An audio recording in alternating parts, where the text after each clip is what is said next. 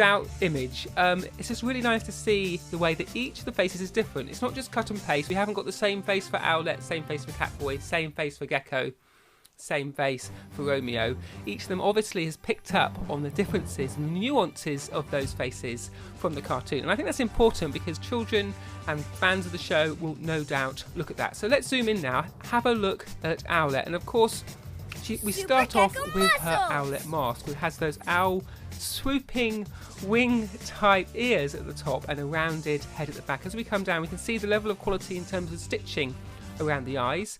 Real nice sort of tactile feel to them as those stitches have been worked together to create the white of the eye and then the colour.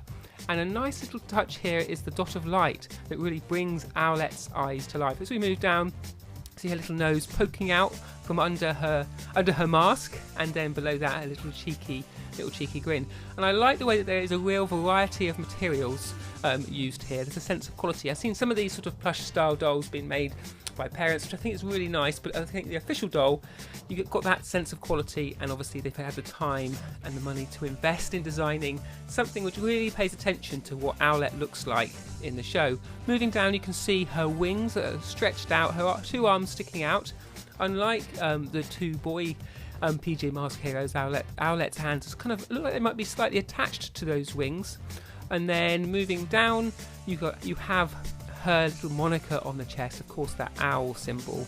The material on the wings, you've got that slightly pinkish sort of hue with red stitching for the feathers of her cape, and then down you've got those two little beanie plush filled feet as well. And I think as a hero girl character, I really like the fact that she's not all pink, that they've stuck with that red look. There's some little pink highlights, but really this is a red hero that I think boys or girls will enjoy playing with.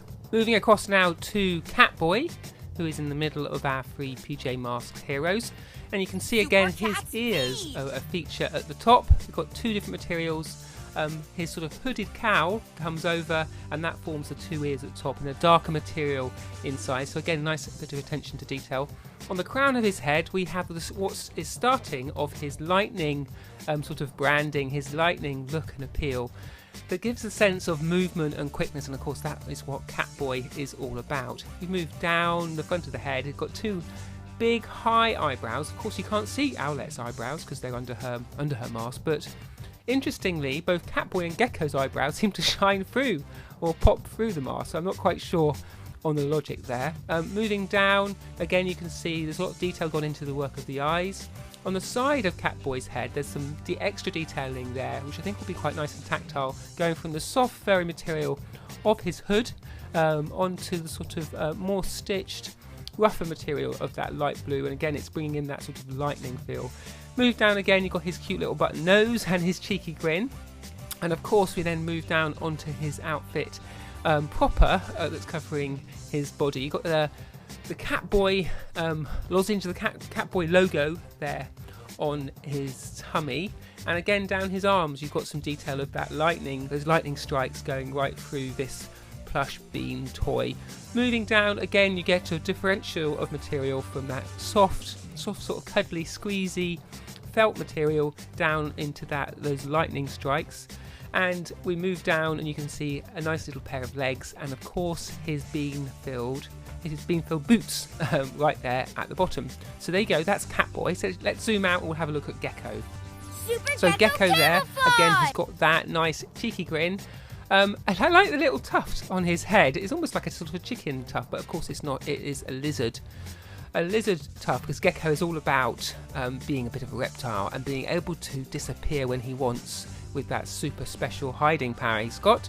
And if we look on his head, along with that sort of feel of being a sort of a reptile, there is stitching that creates a really nice sort of rough texture here, almost like scale. So again, the attention to detail in these bean plushes are really nice. If we move down a bit further, again you've got his quite surprised eyebrows compared to the other two. I think he's the most sort of mischievous and most surprised of them. His nice green eyes and those light spots in them, bringing them to life. Moving down again, you've got his gecko logo on his top, and little patches of sort of gecko lizard skin on his outfit. And again, as you come down his tummy, you can again see that stitching, cross hatching, that creates these sort of lizard diamond scales. Moving down again onto his knees, got two little patches on his knees. I used to have patches on my knees when I was younger, and my kids do too, to save the trousers from going through. So that's quite nice. I think that's quite true to form in terms of how old he is. And then of course you've got his two little gecko feet at the bottom.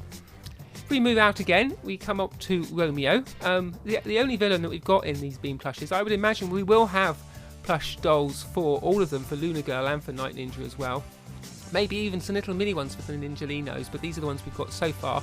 So looking at Romeo, again, the villains in PJ Masks aren't particularly evil, but I love his eyebrows. A real sort of like master evil plan, obviously hatching, brewing in Romeo's head as his eyebrows curl, and he makes his mind up of how he's going to take over the world.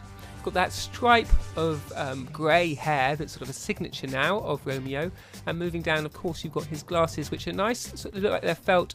They're not just sort of printed on, but they're actual separate material that is attached, and it looks like they're permanently attached, and you can't actually remove them, which is probably no bad thing, because you may well lose them.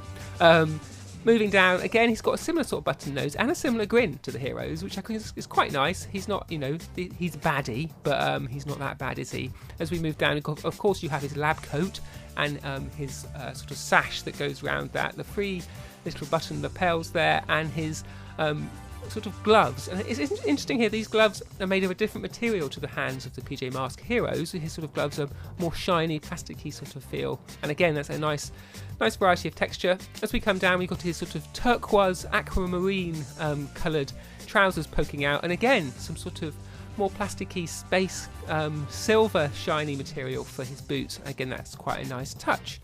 So let's zoom out again to see these little beanies, these Bean dolls, Bean plushes, should we say, as a group. And certainly I think these offer pretty good value at $7.99, and certainly I think it's good to see these PJ Masks products coming into store. Like I said earlier, we had a look at the PJ Masks HQ. We'll pop a little clip of that up here.